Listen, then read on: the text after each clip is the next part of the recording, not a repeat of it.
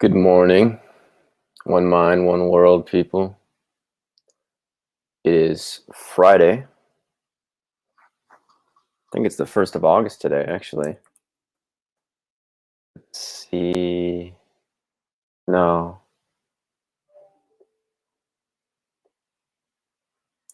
I don't even know what day is it today. But I'm continuing with today dictation of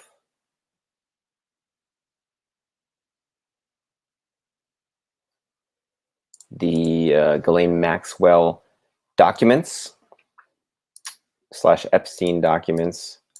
And yesterday we left off on the telephone interview with Virginia Roberts between her and Scarola, who is the lawyer of her lawyer, Edwards. Hope everyone is having a good morning. I had a great walk early this morning. Saw 3 deer, so that was cool. So let's continue. Scarola says, all right, once this evolved into full-time employment, and he's referring to the massages, what did full-time employment mean? That was entirely having to travel with Jeffrey in every city. When he was in Palm Beach, I stayed at my apartment, and he would call me to his house once or twice a day, sometimes, and that's, to do things with him. Sometimes we'd go out shopping. Sometimes we'd go out and watch a movie. Some simple things like that. Go to an expo or a fair, whatever it was. But when we were in other cities, I was at my apartment. I lived with him full time. What I mean by full time is even in the middle of the night, I could get a ring on my phone next to me and tell me to come to his room, so it was literally full time. Well, that was a mistake. Just lost my place. When you say that you were in Palm Beach, you were living in your apartment. Were you living on your own, or were you living with members of your family at that time? No, after I quit Mar-a-Lago, Jeffrey ordered me to get me an apartment in Palm Beach somewhere, Royal Palm Beach, and it was a nice apartment.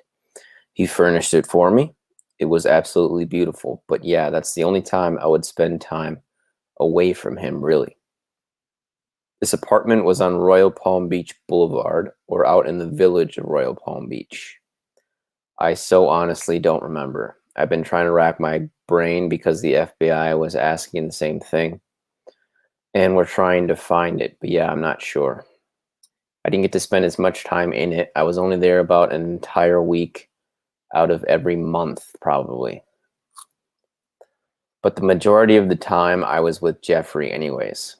It was somewhere in Royal Palm Beach. I don't know about Royal Palm Beach Drive. I don't even remember the Royal Palm Beach Drive anymore, so I'm not too sure. Scarola says, okay, let me see if I can draw the distinction for you. And maybe that will help you to help us. Royal Palm Beach is a village, that is. Virginia responds, no. I got Royal Palm Beach. I just didn't know the Royal Palm Beach Drive, like what street it's off of. Were you talking about a street? Yes, I was talking about a street. Royal Palm Beach Drive is on the island of Palm Beach, and it's a street that is lined with large royal palm trees. And I'm wondering if this was an apartment on the island, or was this an apartment out west of town? No, it was actually in Royal Palm Beach, not on the island. All right. I would be driven. It was closer to my family than it was closer to him. I wanted to be close enough to everybody else so that when I was in town, I could go see them quickly. Okay, so we're not talking about Royal Palm Boulevard. We're talking about the town of Royal Palm west of town. Jeffrey got you an apartment out there. That's correct. When he was in Palm Beach, you were generally not staying at the mansion. You were staying at the apartment that he got for you out west of town. That's correct. Okay. I mean, there was times, I want to say that every time I stayed at my apartment, there was times we'd fly back from some city, maybe too late at night to really want to go back home. So, it's like 12 o'clock at night or 1 o'clock in the morning. I was just staying in the yellow room or something like that, one of the guest rooms in Palm Beach. But the majority of the time, I would definitely want to get back to my own apartment. All right. What were the general hours of your full-time employment when? There was not set hours. It wasn't like logging and, hitting the shift button, nothing like that. The way I would get paid would be, okay, if I was in Palm Beach, I would get $200 an hour to massage Jeffrey or some of his friends and then go home. So it would be like that. If I was traveling with him, it would be per massage, so I would be getting paid per day. So I wouldn't be getting paid on an hourly rate. He wouldn't say, okay, today you're going to work for me from 7 in the morning until 8 at night. It was never like that. I was on call all the time. When you were here in Palm Beach, were you actually getting paid only for the time spent massaging Jeffrey, or were you getting paid from your arrival at his house until you left the house? From the time the massage started. From the time the massage started. Okay. Sometimes we'd go there and I would wait for a while or talk with Ghislaine and Jeffrey about something, or we'd meet somewhere and talk about something. A lot of times I'd meet him upstairs in his room where he was ready for me. But then there was a lot of times where it didn't start right away, so he couldn't really pay me from the time I got there. Sometimes, unless I was paid from the time I massaged him till the time the massage was over. All right. Did your duties for Jeffrey ever include anything other than providing him massages and sex in connection with the massages? Did he give you ever any other responsibilities to perform? I was asked to do the same things that I did to Jeffrey to a few of his fellow colleagues as well. Those are my duties. He looked at it this way, is that I was going to be a professional massage therapist. And maybe I needed some clientele, so he had me perform erotic massages on a few people. Did that start here in Palm Beach County? It did. The first one did. Okay, and how long after you first met Jeffrey did he first ask you to provide services for one of his friends? About 9 months, I think it was. It wasn't a full year. It wasn't 6 months, but between 6 months and a year, which is why I'm saying 9 months. And when you provided services to a friend of Jeffrey's, who paid you for those services? Jeffrey would. I would get paid the next time I saw Jeffrey. So if I was invited to the Breakers Hotel to give a massage, I would give a massage. I would go home, and the next day when I saw Jeffrey, he would pay me for what I did. So it was paid always by him. It was set up by him, so he always knew what to pay me. I did get tips and things like that, if you call it that, like $100 tip or something from a few of them, Yeah. There was always payment from Jeffrey. Was there ever any discussion with Jeffrey about what was expected to happen when you provided massage services to one of Jeffrey's friends? In a roundabout way, yes. In so many ways, Jeffrey really, really had to train me, and that was why Ghislaine said that she and Jeffrey enjoyed me so much, was because they never really had to speak much to me to tell me what they wanted me to do. I wasn't waiting for, the directions. Jeffrey would tell me to go give an erotic massage to friends. He wouldn't give me much detail about it, but he would say to treat them like you treat me. Did he refer to it as an erotic massage, or are those your words? Erotic massage is my words. That's exactly what it was, but he would tell me to treat them how he wanted it. So I do what he wanted without having to say to me words more. I mean, I complied with what he wanted, because it was somewhat of a, I don't know how to say it. It was just very mind-boggling how I let him have so much power over me, basically.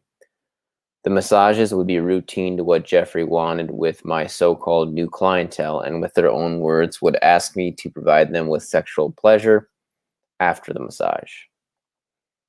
Did you ever report back to Jeffrey about what happened when you provided massages to his friends? Of course, and I knew that his friends were reporting back to him as well, because there were times where he would instigate instigate conversation by saying, so and so had a great time. You did wonderful. So and so gave me a call and told JE how it went. Did Jeffrey ever elicit details from you? Tell me what happened, describe in detail what went on.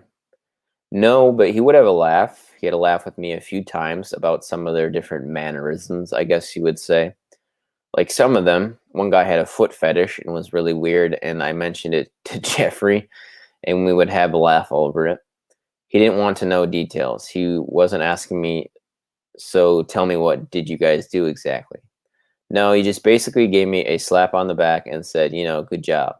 And we had some kind of conversation about it. I can't recall any conversation off the top of my head. I don't really know one. It's been that long. But yeah, we did talk about it briefly. Can you give me an estimate as to the number of friends for whom Jeffrey provided and paid for your services? There was about, I don't know, 8 guys probably. Are you able to name those people for me? No, not at this stage. Some of these people are really influential in power, and I don't want to start another shitstorm with a few of them. I'll tell you that there was some erotic massages given to. I'm just afraid to say it to you. Okay, Virginia? It's like, geez, I don't know if I want to. I'm really scared of where this is going to go. All right, I understand that. And as he told me from the beginning, if I ask you a question that you are uncomfortable answering, you just tell me that and I will move on. And I understand that at least right now, you are uncomfortable answering. And I am certainly going to respect that. Thank you so much, Jack. No, that's quite all right. I'm very appreciative of the cooperation you are providing.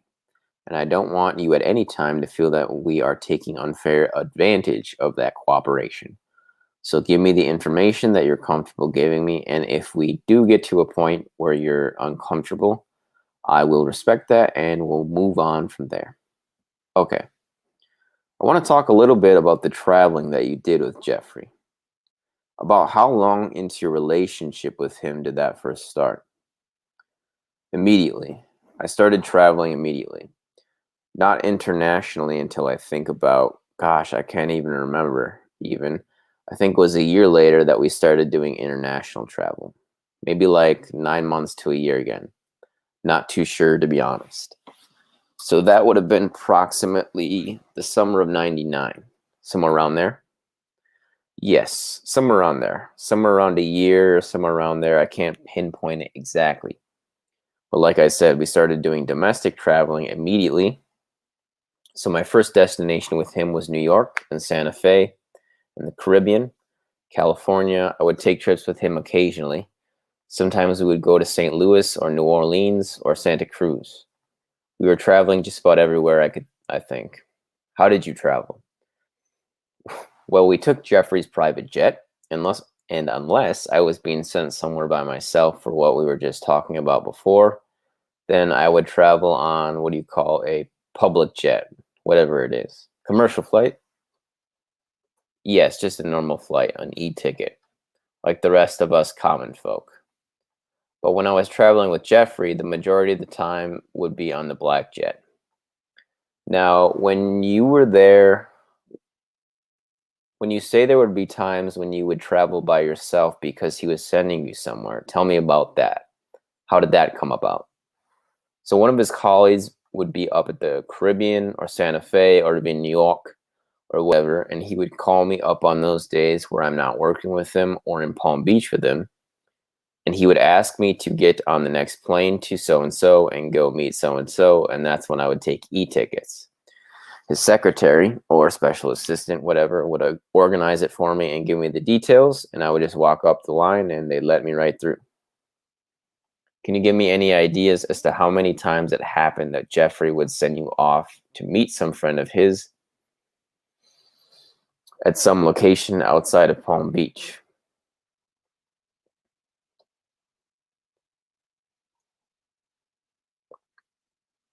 How many times it happened? I'm not too sure. Probably about 10 to 15 times.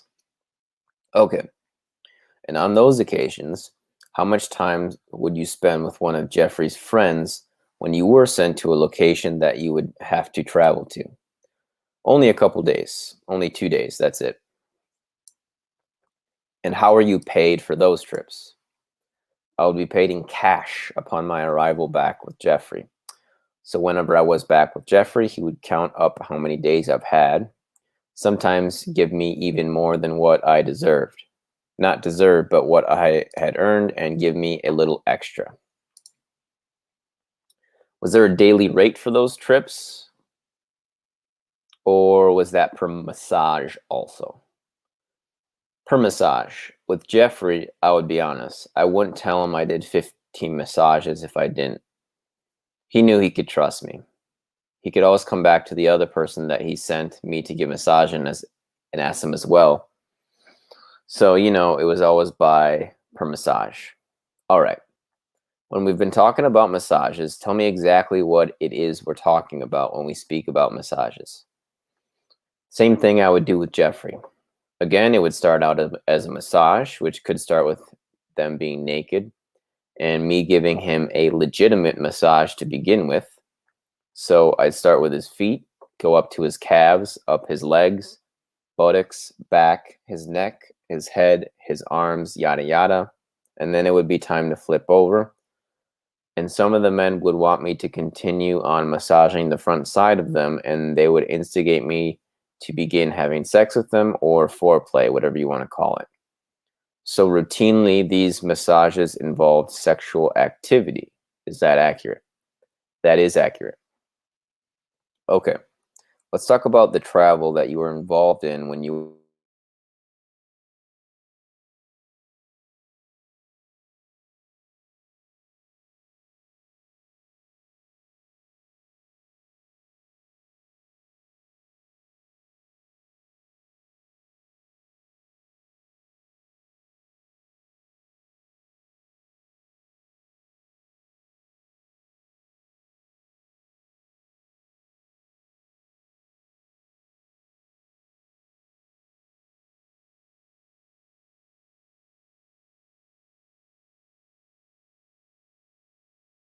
were on.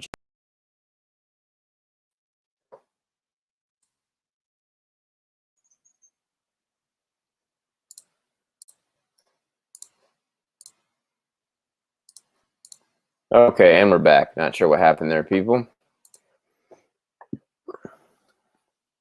Scarola says, so routinely, these massages involved sexual activity. Is that accurate? That is accurate. Okay, let's talk about the travel that you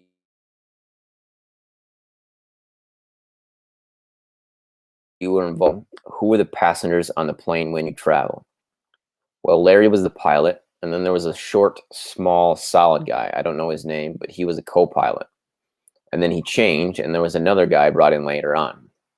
Generally speaking, there was always Jeffrey, sometimes Ghislaine, sometimes Emmy, sometimes a whole bunch of other girls, sometimes famous people, sometimes some politicians, or yeah, just about anybody could fly in his plane.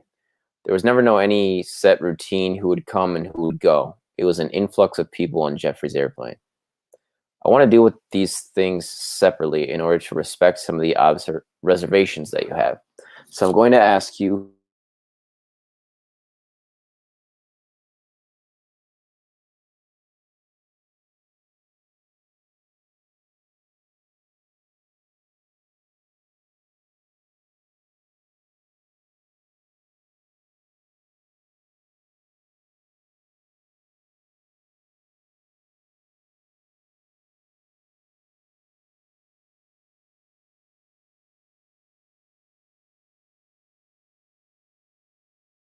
when you were personally present.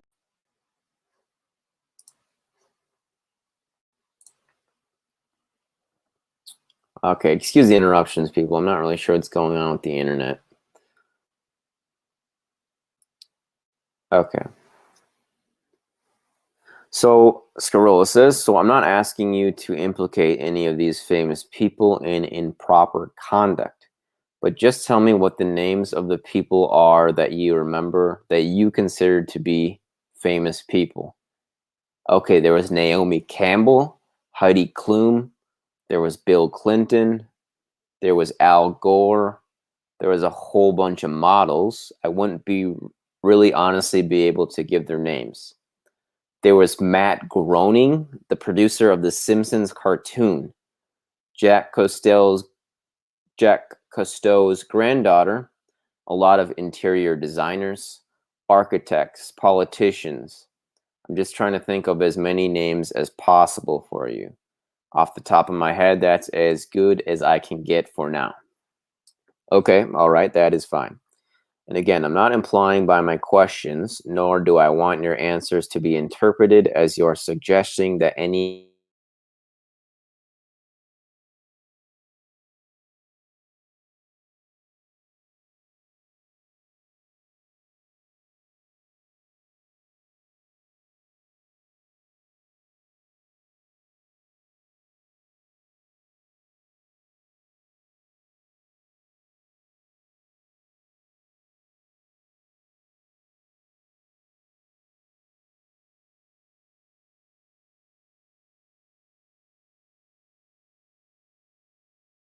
of those people that you have just identified on any particular flight. But I want to talk to you now about what went on occasion on the airplane. Okay, it was a lot of the same thing that went down on the ground. A lot of times it would be just me and Jeffrey, or me and Jeffrey and Ghislaine, or me and Jeffrey and some other girls, sometimes Emmy, Sarah, and Nadia Bjornick. There would be sexual conduct, there would be foreplay, there was a bed in there, so we could basically reenact exactly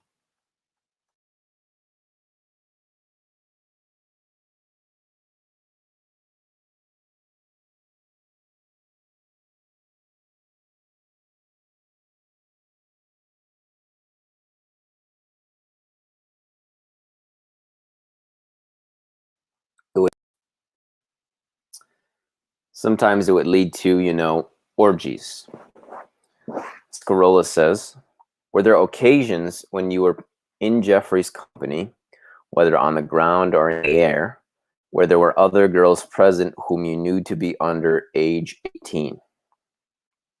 Yes, there was a constant influx of girls coming in and going out, and we were all very young.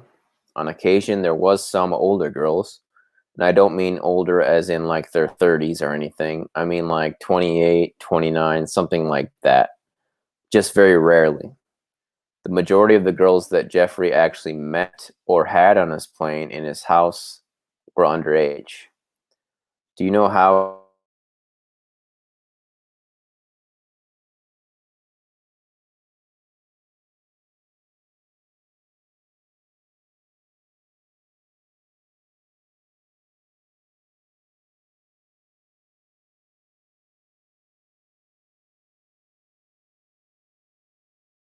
it is? Yes. He would send me personally or with other girls to clubs or shops to pick up anywhere. I mean, we were constantly on the look for other girls that might satisfy Jeffrey. What instructions were you given about what to look for? Young, pretty, a fun personality. They couldn't be black. If there were any other descent other than white, they had to be exotically beautiful. That was just about it. Who gave you those criteria? They both gave us the instructions, and it wasn't just me. Jeffrey asked most girls to bring a friend and make extra money. They would use us young girls, so that way it probably looked a lot more safer to a girl that we were procuring to younger girls that were already doing it. That was the way that Jeffrey had it. Were you given any instructions?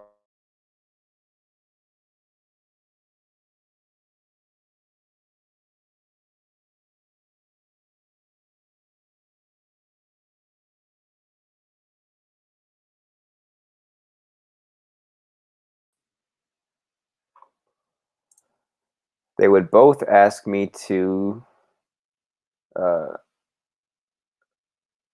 uh, taught me to, excuse me, depending on the circumstances, depending on the girl, You could offer them a job as a massage therapist, or you could tell them that you have a really rich friend with, great contacts in the acting world or modeling world, and he loves pretty girls.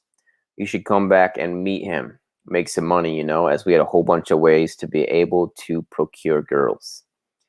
Can you give me any ideas as to the total number of underage girls that you know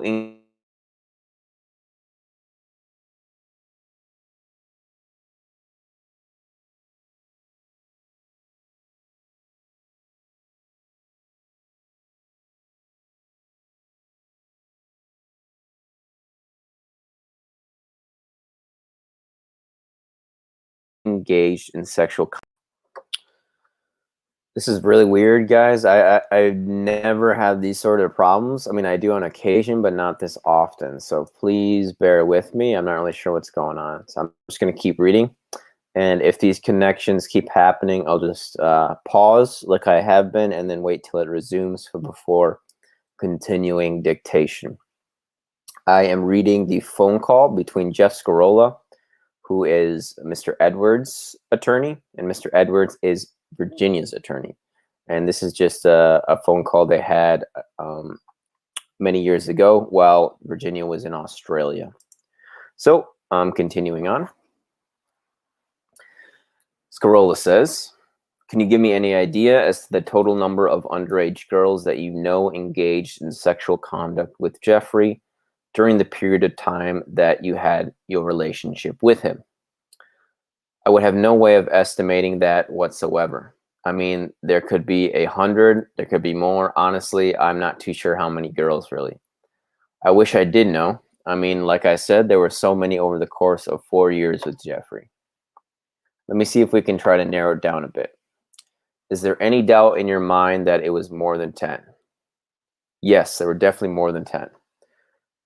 Okay, so what I want you to do is give me the highest number that you are comfortable in saying that you were definitely more than X number of underage girls that I know Jeffrey Epstein engaged in sex with while I had a relationship with him. How would you fill in the blank? Definitely more than how many? I'd say definitely more than 100. All right. Did Jeffrey ever help to pick out your clothes? Oh, yes. I mean, he wasn't out to dress me like a porn star or anything. He would always dress me very classy, but we'd just go shopping all the time together. Did he ever express any style preferences in terms of how he wanted you to dress? Besides dressing classy, any other suggestions to you about how he wanted you to dress? He didn't. Like I said, wasn't trying to dress me in any prostitute way or anything like that. It was nice, classy outfits I was wearing, like Gucci, Dolce & Gabbana, Chanel, things like that. Chanel, sorry. He was buying me a lot of very, very nice clothing. It was provocative. I mean, I was wearing mini skirts and tight short shorts and little shirts that showed my belly and my cleavage and everything, but they were very expensive clothes.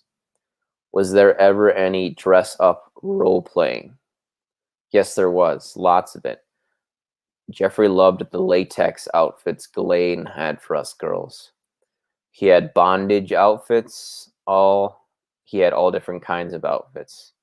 But his favorite was the schoolgirl. Tell me about that. Well, Ghislaine would take me to dress me up to surprise Jeffrey, or he would ask me to get dressed up. That would include wearing a tiny little skirt with nothing underneath, a white collared shirt that you would be wearing to school with a tie in it, tied up in a bow, my hair in pigtails, stockings up to my knees, and I would go in there and act like a kid, and we'd do role-playing sexing. Did Jeffrey ever brag to you about the age of any of the girls with whom he had relationships? Sip.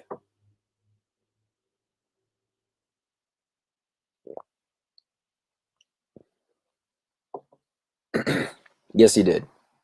He did all the time. The worst one that I heard from his own mouth was this pretty 12-year-old girls he had flown in for his birthday. It was a surprise birthday gift from one of his friends, and they were from France. I did see them. I did meet them. Jeffrey bragged afterwards, after he met them, that they were 12-year-olds and flown over from France because they were really poor over there. And their parents needed the money, or whatever the case is, and they were absolutely free to stay, and flew out. Those were the worst ones. He was constantly bragging about girls' ages or where he got them from, or their past and how terrible their past was and good he is making it for them. Where were the 12-year-old girls flown to from France? Where did they come to? Palm Beach. And were they flown in on Jeff's private plane, or did they get transported? No, they were transported by somebody else. Okay. Was the sexual activity that went on the airplane conducted in such a way so that any of the crew was aware of what was going on? They were told to knock if they had to come out, if the crew had to come out. They were told, to come out as little as possible. So they weren't out there hanging out watching everything. No, but it doesn't take an idiot to put two and two together to say, well, there's a whole bunch of half-dressed teenagers on board with this old man who is constantly being massaged by them. And he wants me to keep the door shut. For what reason? I mean, only they could put that together, but yeah, they knew. Did Mr. Epstein ever talk to you about people of power and influence owing him favors? He would laugh about it. I never really knew what to take serious from Jeffrey because he was such a funny character at times. You never knew if what he was saying was true or not. Yeah, lots of people owed him favors from what he told me. He's got everybody in his pocket, and he would laugh about he helps people for the sole purpose in the end they owe him something. That's why I believe he does so many favors in the first place. When and how did you first become aware that Mr. Epstein was in trouble with the law? I was first informed by, I think someone from the FBI called me first and started to ask me questions. And I started to answer the questions, but then fear took over, and I just said, look, I don't know what's going on. I've got a young family that I don't want to risk, Please don't bother me about this again. And it was a real short, simple conversation. And with a week or two, I had gotten a call from Jeffrey's attorney, and then a week later, Jeffrey himself. Okay, well, let's back up before we get to those conversations and tell me approximately when it was that you were contacted by the person who you believe was with the FBI. Okay, it's hard for me to pinpoint. If I had to pinpoint it, it would be in 2007 sometime. All right. And you were living in Australia at that time, correct? Correct. You were contacted by telephone? That's correct, by my cell phone. Okay, and do you have any idea how your name came up leading to that contact? No idea. No idea whatsoever. When I did ask, I was told that some girls had revealed my name, I guess, and that's how everybody, the FBI, knew to contact me. But I didn't know offhand, or sorry, I just walked into the wrong room. Okay, sorry, go on. Yes, and I'll never tell her you said that.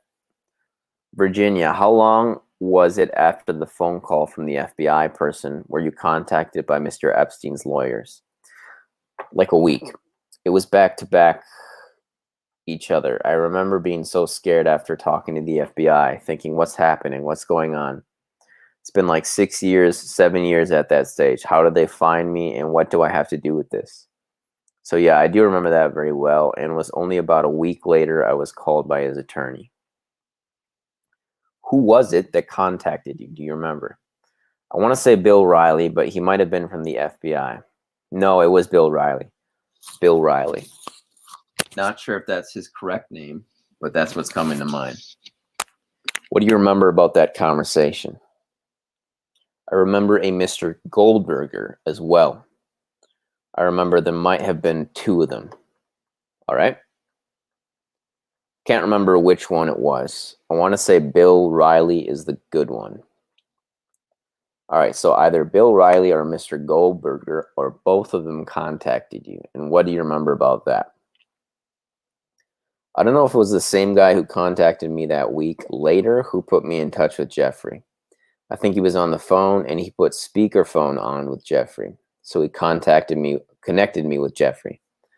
I don't know if it was the same guy or different, but I definitely know that Bill Riley was the first guy to contact me.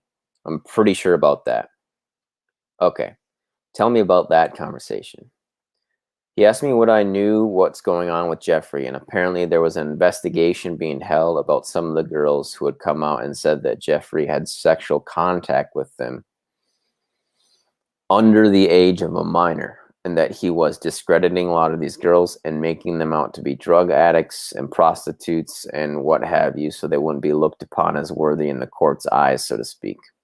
And, he told me in the first 5 minutes that, if I stay quiet, that I'll be looked after. And that was the exact way it was said. It wasn't like, I'm going to pay you $1 zillion or anything if you be quiet. But if I stay quiet, I would be looked after. And I remember saying, I don't want any part to do with this. This is not something I want to be a part of. I've got a young family. I wish the best for everybody in this, take care kind of thing. A week later, I was called after the hearing by one of Jeffrey's lawyers. I can't tell you exactly which one it was, but he had Jeffrey on the other line, and he connected Jeffrey and I. And Jeffrey tried to make some simple conversation. How are you? How have things been? You know what I mean? Catching up. Do you know if did the lawyer stay on the line while Jeffrey was speaking to you? I'm pretty sure he did. That's why I think Jeffrey was on speakerphone, because it sounded a lot different, and I was never taken off the line to begin with or connected to another line. So I was pretty sure Jeffrey was on speakerphone and the lawyer was making the call. After the simple conversation, it led to what was going on again. And, Jeffrey couldn't believe it. He thought he helped all these girls out. He didn't think he was wrong in any circumstance here at all. A lot of these girls were drug addicts and just after drug money. He was really putting down these women or these girls, I should say, not giving them the credit they deserved. And then he exactly repeated what the lawyer said the week before, is that he would look after me if I stayed quiet. And if I need any help, his lawyers would represent me and he would get legal help for me. Whatever I need, he would do. And I told him exactly. I said, Jeffrey, I'm the mother of 2 children at that stage. I'm away from everything there. I don't want to be a part of it.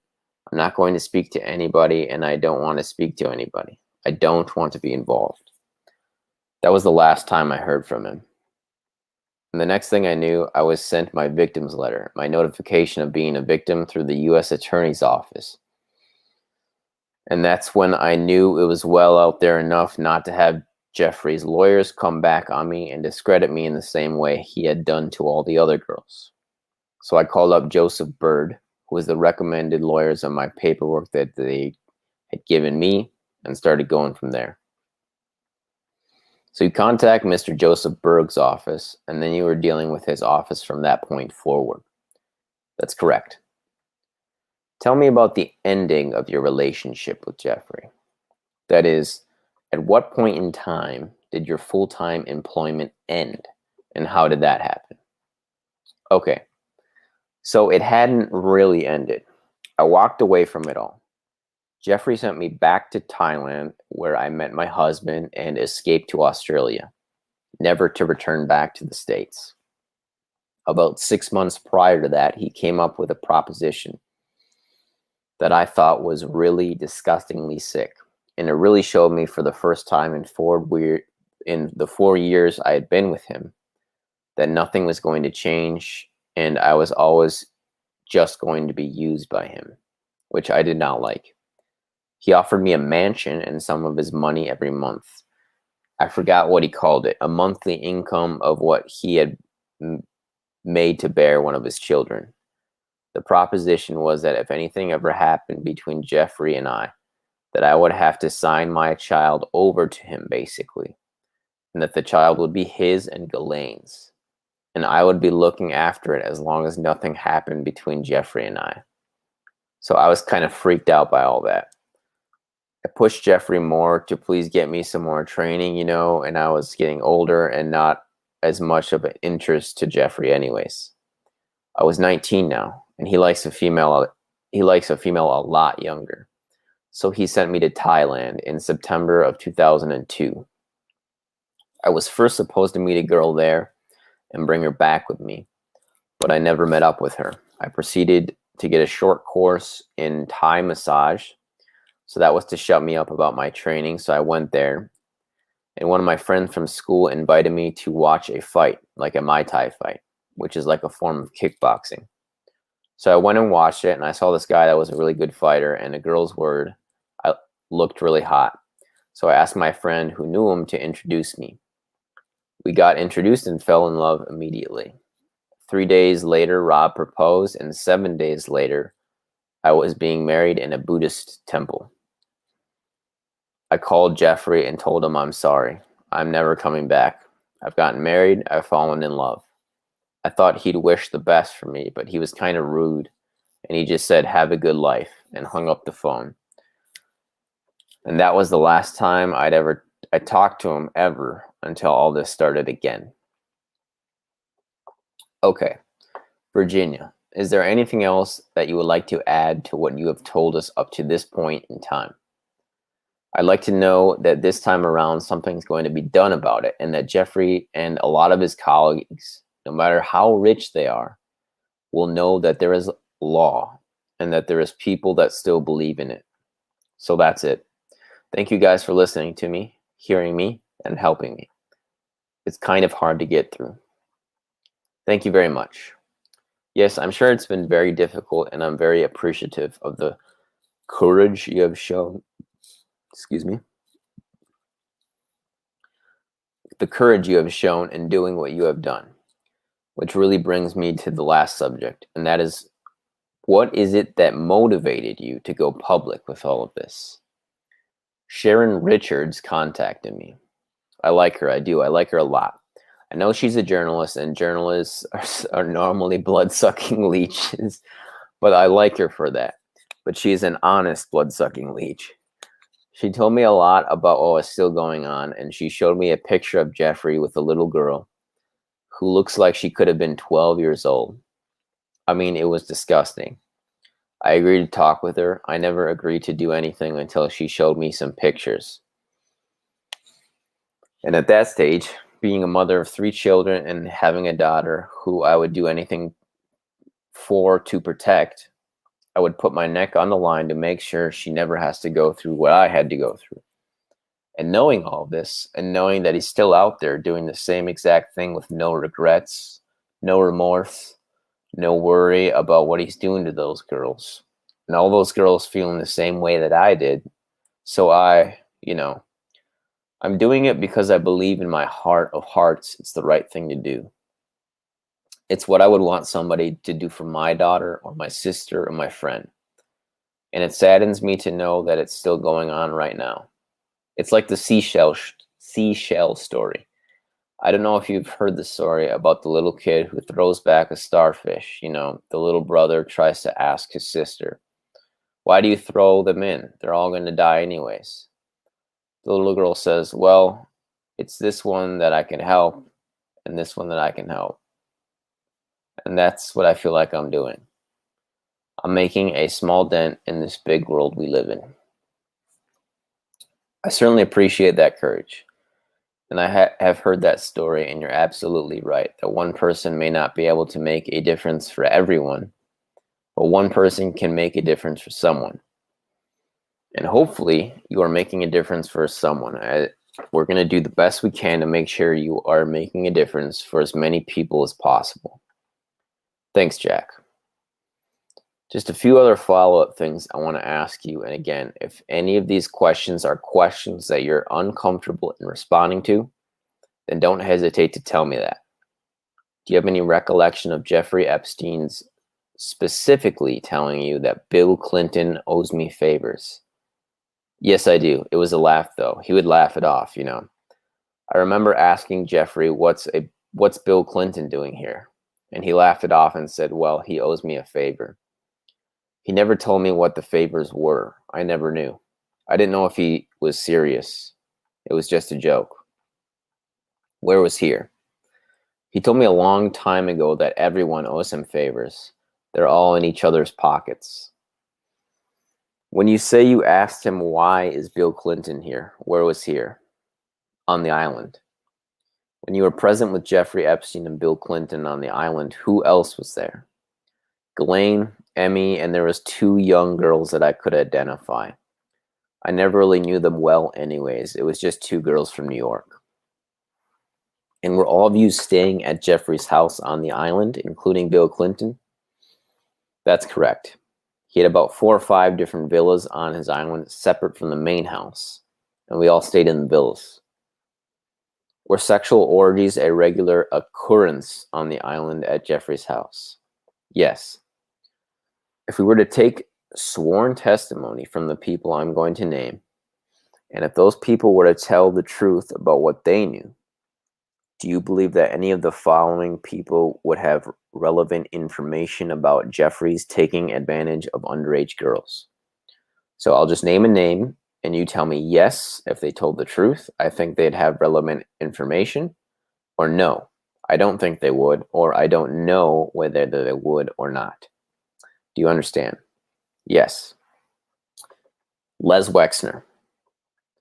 I think he has relevant information, but I don't think he'll tell you the truth. Alan Dershowitz. Yes. David Copperfield. I don't know. Tommy Mottola. I don't know. Prince Andrew. Yes. He would know a lot of the truth. Again, I don't know how much he would be able to help you with, but seeing he's in a lot of trouble himself these days, I think he might. So I think he may be valuable. I'm not too sure of him. Okay, Virginia, I think that's all I have for you. Let me tell you what I would like to do. As I told you in the beginning of this conversation, we've been recording it, and hopefully we've got a clear enough recording so that we've taken everything down accurately. And when it's transcribed, it will be clear and accurate. But what I would like to do is transcribe it, send it to you, have you take a look at it, and if there's anything that we got wrong in the statement, you can write back and you can make changes in the transcript so that the transcript is accurate.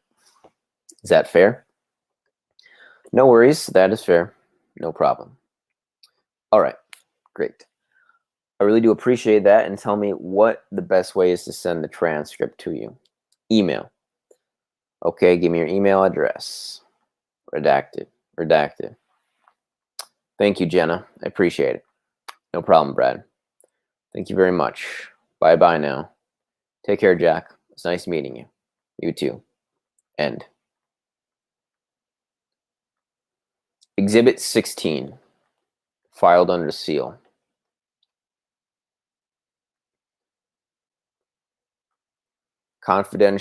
Confidentiality agreement, privileged and confidential joint defense and common interest privilege.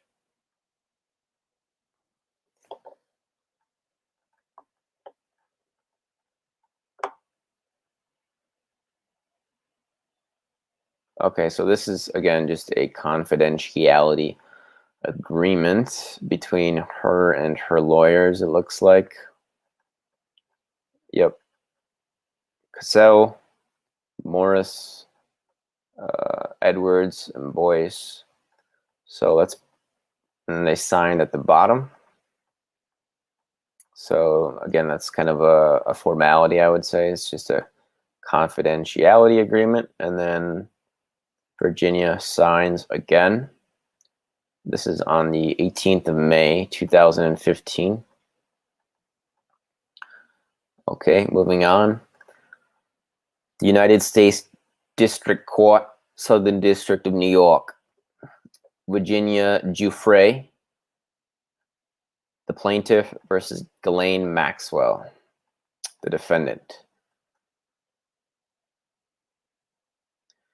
Despite having taken only 3 depositions to date, Ms. Giuffre prematurely requests permission to exceed the presumptive 10 deposition limit. The heart of her argument is that Ms. Maxwell inconveniently testified and denied her claims, rather than invoking her Fifth Amendment right.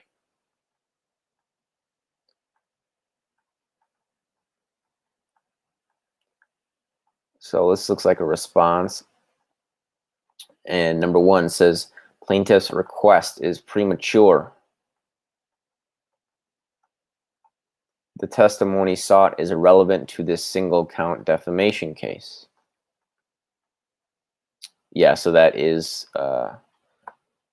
Maxwell's attorney's response. Again, her lead attorney is Laura A. Menninger. So, it's kind of boring stuff. It's just basically her saying, I disagree with Virginia. Okay. The United States District Court, Southern District of New York. Virginia Giuffre versus Ghislaine Maxwell. Declaration of Laura A. Menninger in support of the defendant's response in opposition to motion to exceed presumptive 10 deposition limit. So again, Virginia was requesting more than 10 depositions.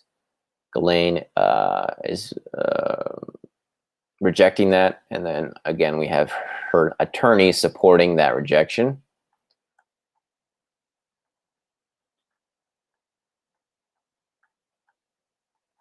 Okay.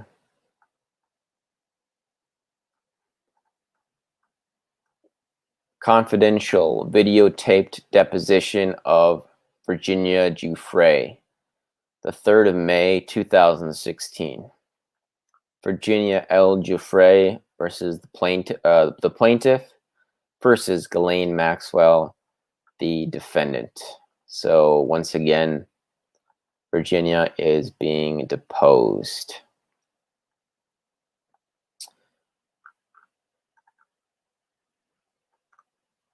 Okay, so her lawyers are present. Boyes, Schiller, Flexner, Famer, Wessing, Edwards, Learman.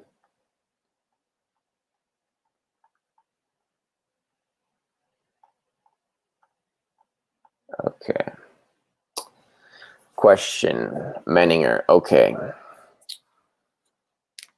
What part of paragraph 4 do you now believe to be untrue?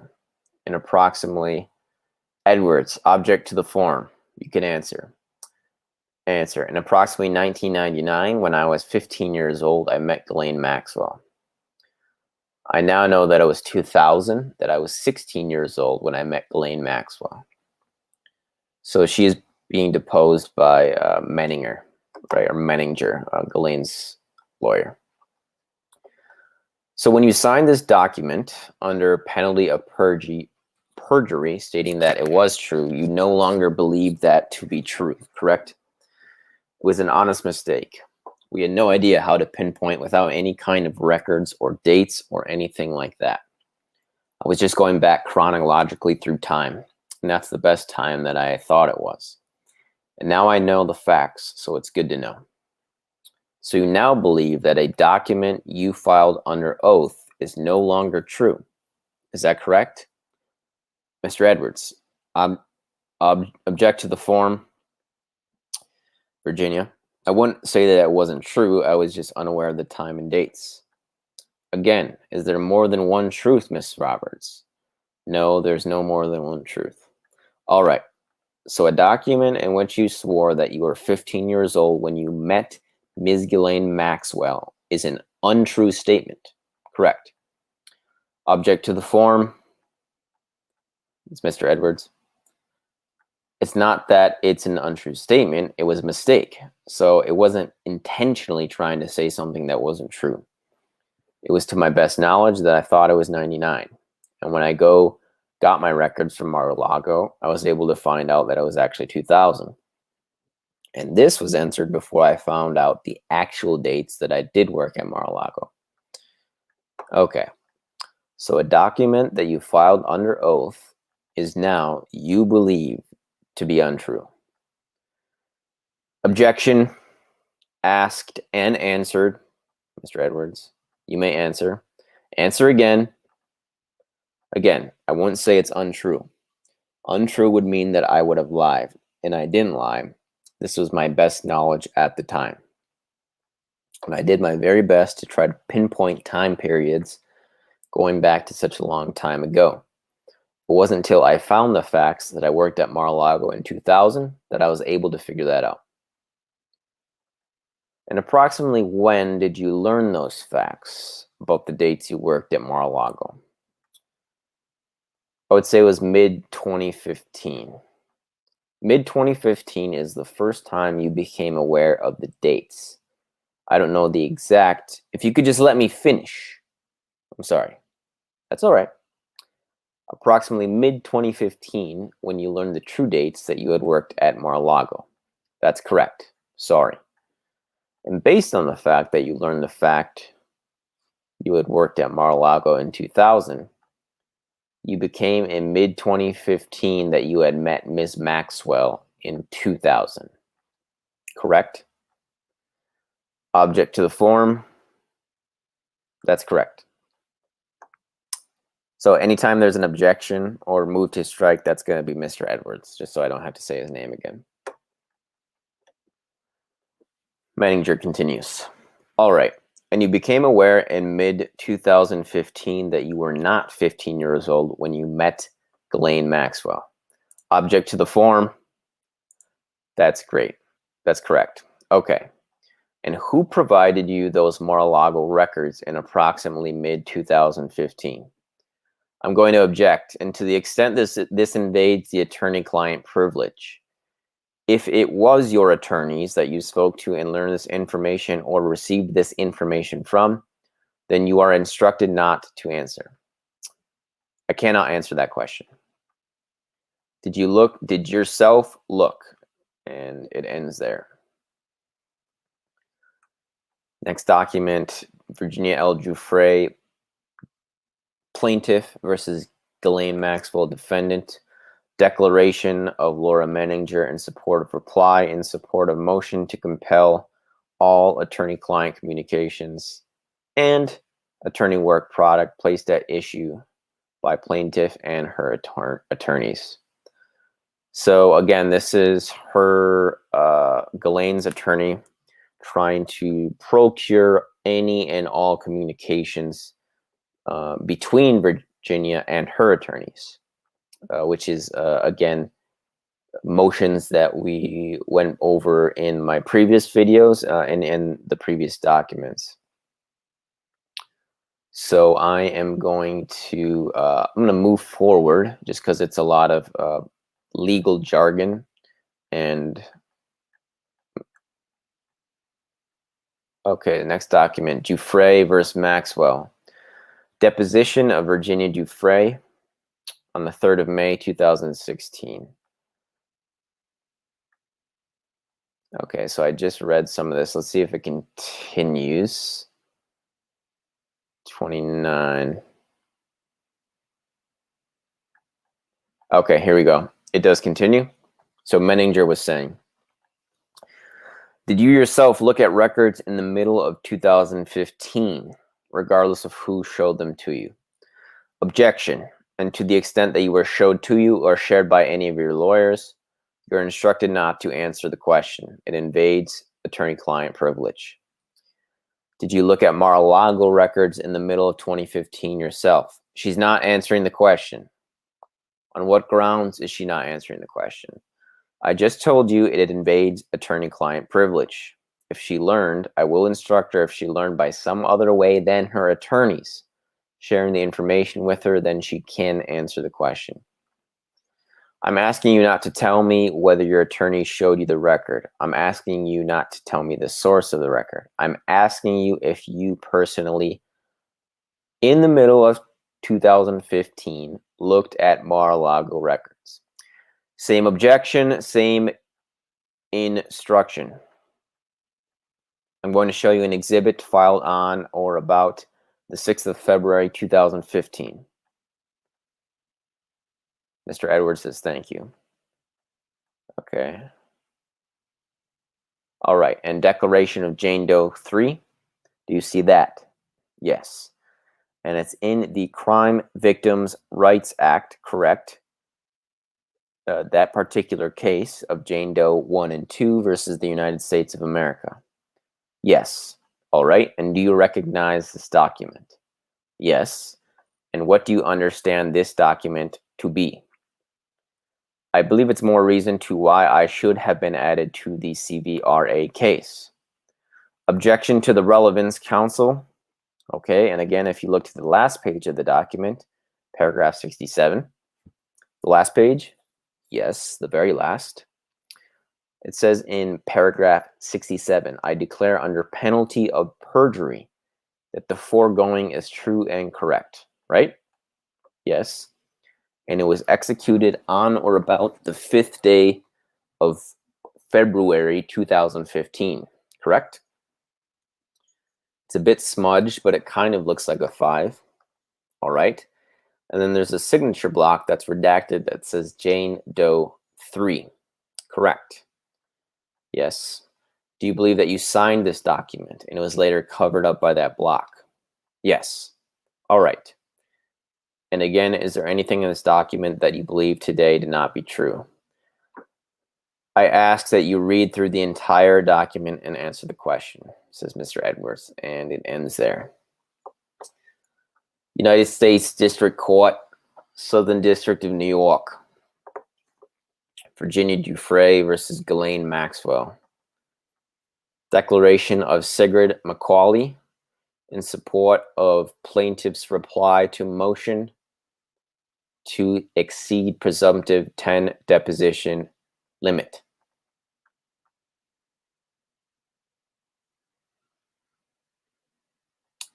So this is basically, again, support of her lawyer to exceed that limit of depositions. One of her lawyers. She's got quite a team at this point. Sigrid McCauley, David Boyce, Bradley J. Edwards, and Paul Cassell. And again, Edwards and Cassell were there from the beginning. Moving forward, page 194. United States District Court, Southern District of New York. Virginia Dufresne, the plaintiff, versus Ghislaine Maxwell, the defendant. A corrected declaration of Sigrid S. McCauley in support of plaintiff's reply to motion to exceed presumptive 10 deposition limit. So basically just an amendment to her support of that deposition limit request. United States District Court, Southern District of New York. Virginia Dufresne versus Ghislaine Maxwell. Declaration of Laura A. Menninger, Ghislaine's attorney, in support of defendant's response in opposition to extending deadline to complete depositions. So at this point in the case, Virginia is requesting for more depositions, and Ghislaine is trying to fight that. So again, I'm not going to read this. A lot of legal jargon that pretty much all of us wouldn't understand. But you get the basic notion, and that's the important thing. Exhibit B. Okay, I'm going to have to zoom in.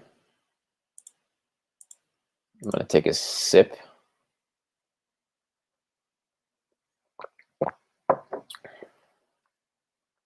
Okay.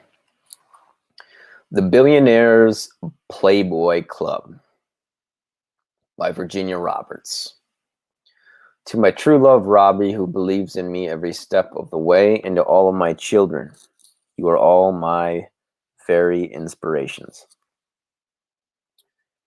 Every single person in this shared world together has a unique story of his or her own to tell. This one is mine.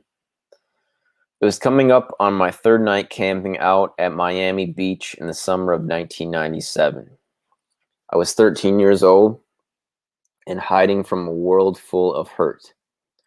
Sitting on the shoreline for hours, watching the sunset fall deeper into the horizon, my eyes were glazed over with tears.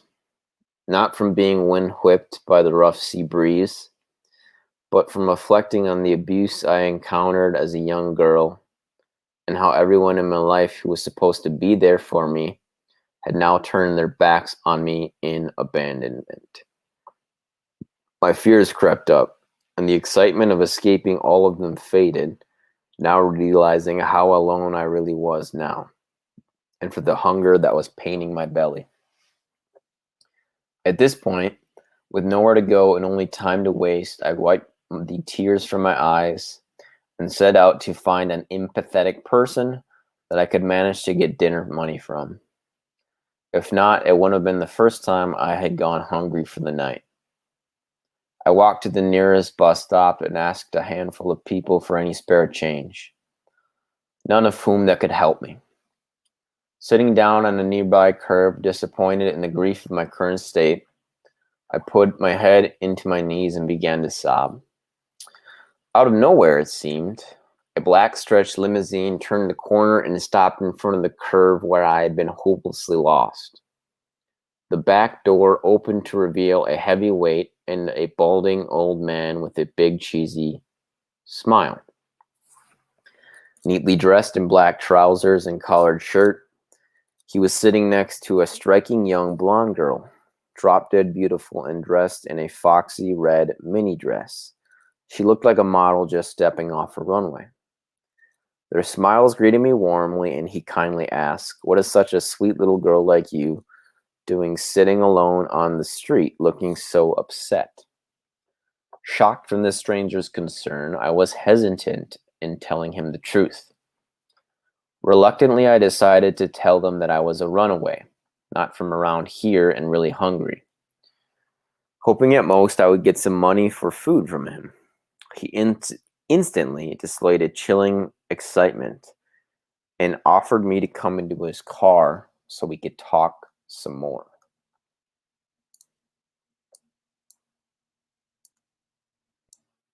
That should have been my first cue to get out of there quickly, but with nowhere to go and so naive, I didn't realize how much worse it could get.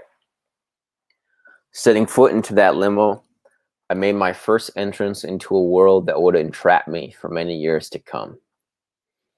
He introduced himself immediately as Ron Eppinger, a businessman and owner of a successful modeling agency called Perfect 10.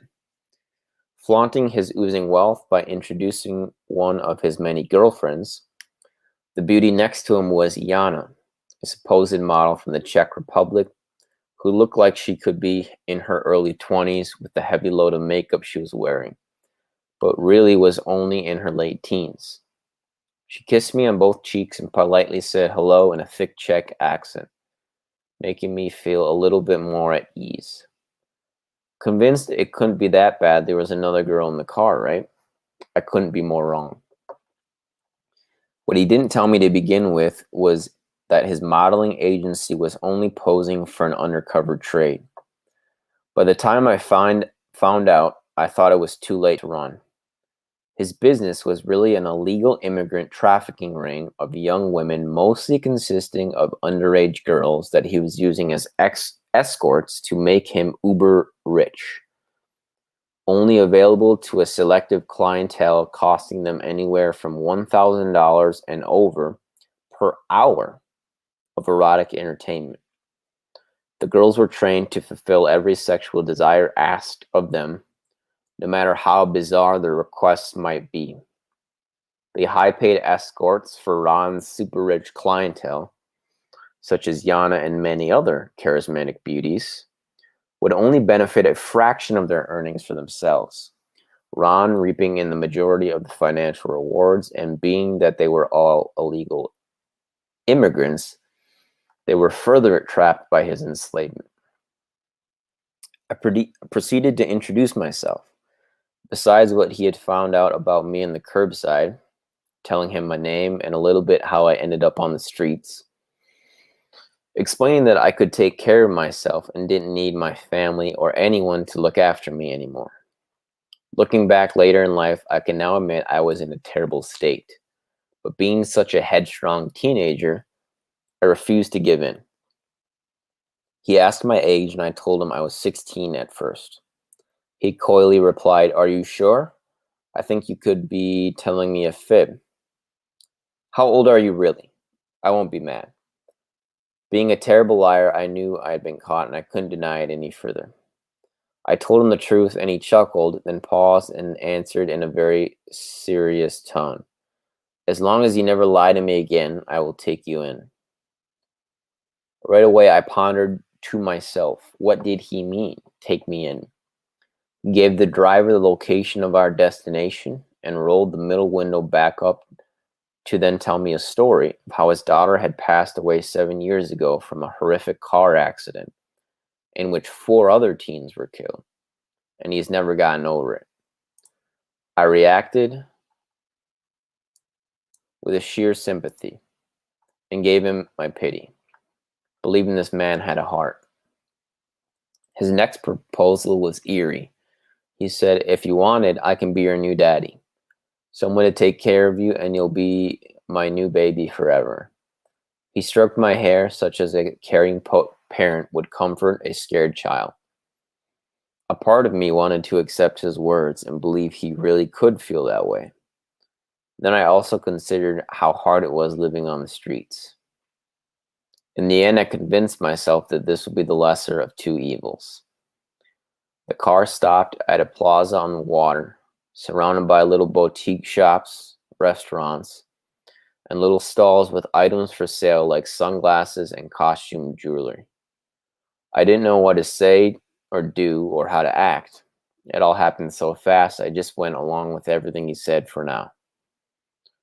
We went to a takeout restaurant and ate on the waterside, and afterwards he took me to Gap Kids Company to dress me in the idea of proper attire. Tiny cut-off shorts revealing the cusp of my butt, and some shirts that barely fit. Even the sales assistant was shocked at what she thought was my grandfather's choice in clothing. I couldn't even believe it myself. Only an hour ago I was begging for money, living on the streets. And now I was dining al fresco and shopping at name brand outlets. We then hit a couple more specialty stores afterwards. He said he had to buy me a few more necessities to start with. Lacy G-strings and what looked to me like lingerie pieces I had only seen grown women wearing in magazine ads or movies were now part of my wardrobe. In my mind, it was a big step up from being a little girl any longer. The driver took us back to Ron's grand apartment overlooking the Isle of Key Biscayne and a large bridge leading into a Miami harbor. Entering his residence, I was blown away by the spectacular view. Rich decor and white marble. Floors that were so glossy I looked as if I was stepping on glass.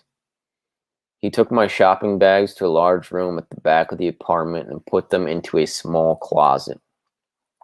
The room was considerably large with glass exterior walls that maximized the potential of the panorama landscape soaking in the seascape of Miami. In the room was a gigantic round bed raised off the floor by 3 steps and mirrors on the ceiling. It looked like a honeymoon suite out of a raunchy hotel. He then exclaimed, "This is my room here and you will be sharing it with me." When I asked him where I would sleep, he then sickly replied, "With me, silly. Where else, of course?" With no room for argument, I pretended to be okay with everything that my common sense was screaming out in my head to run. Next, I was taken down a long hall at the other end of the apartment to meet 5 more exotic beauties. 3 girls were in their late teens and the other 2 in their early 20s. All of them were from the Czech, here under false passports provided by Ron and his contacts. Yana held my hand while introducing me to the group of girls as Baby. Give me a sec. I just lost my spot. They introduced me to the girls as Baby.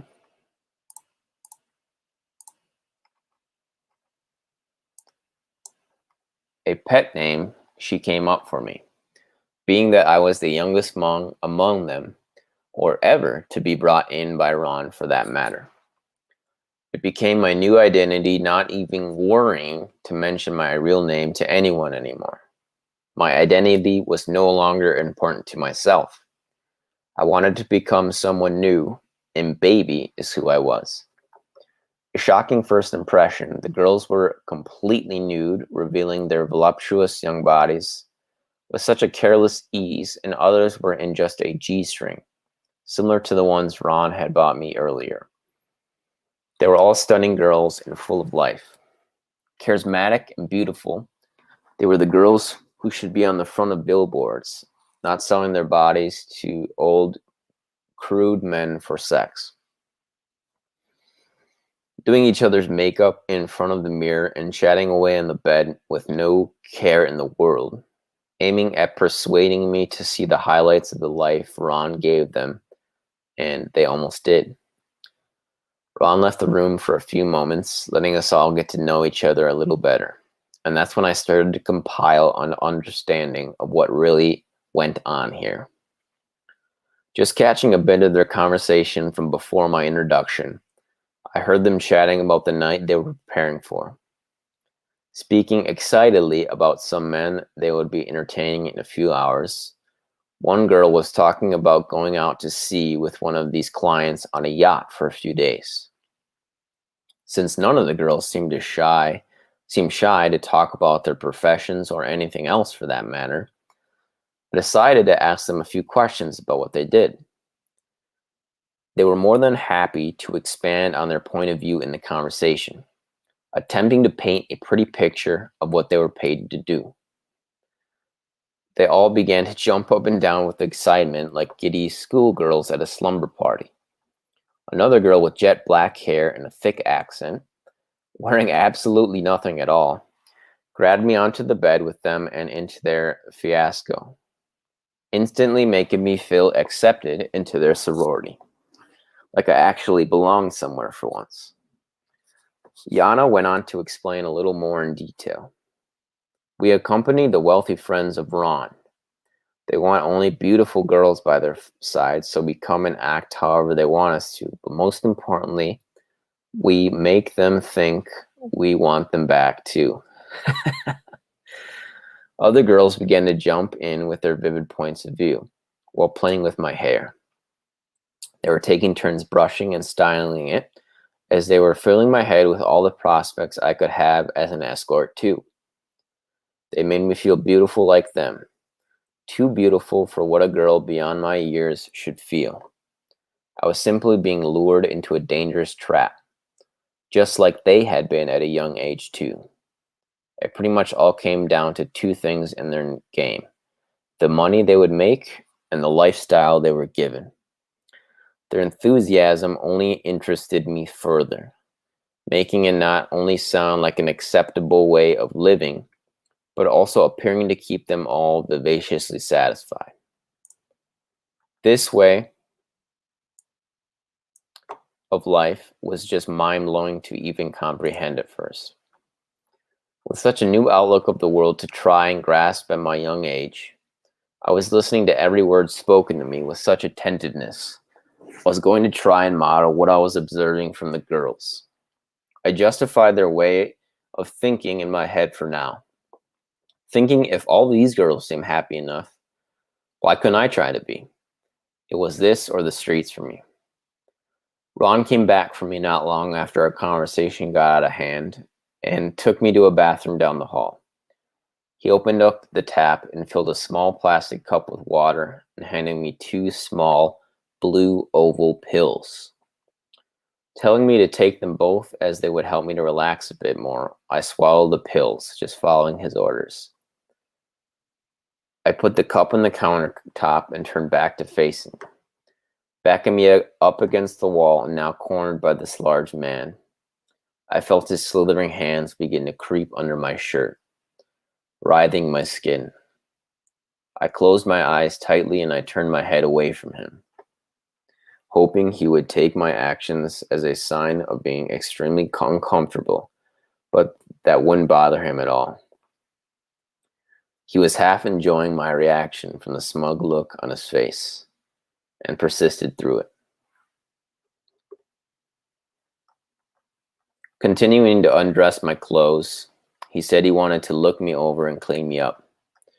It was so humiliating having to expose myself to this aging man, and now I knew he was going to end up with his hands and whatever else all over me. All too soon, I hated to be right. As I stood naked before his widened eyes, he told me, "You're a hairy bugger. I'll have to shave you right up, young lady." And I didn't know he wasn't just talking about my legs. Standing with my legs wide apart while this man coaxed me through the entire ordeal of shaving. His hands made me feel so dirty. Have I lost my mind? I thought to myself, but I had to play nice until I had an opportunity to get away. This was not as fun as the girls made it out to be after all. This was utterly disgusting. I had no idea what was going to happen next with this guy, and due to whatever pharmaceuticals he gave me, I still don't know to this day. Waking up the next morning, my head was pounding in an agonizing thumping pain, and I was so thirsty. Okay, I'm gonna have to take a break. Guys, I'm getting pretty tired and I need to get a snack. Just gonna look at comments. Thanks everybody for tuning in. This has been part 4 of my reading. I'm on page 205 of 638 of the released documents. Looks like we had a troll show up. Shout out to Quadrex for kicking him out.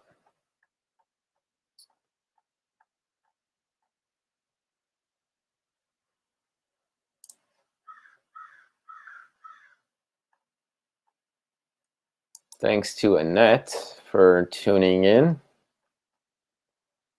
Just some thoughts about what I read today.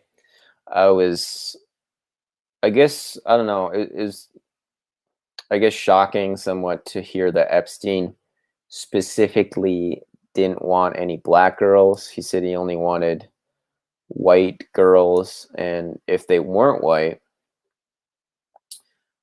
he wanted them to be exotic.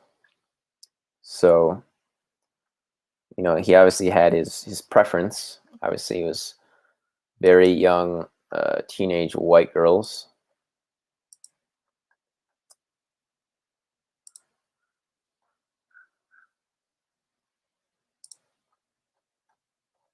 So thanks for tuning in, everyone.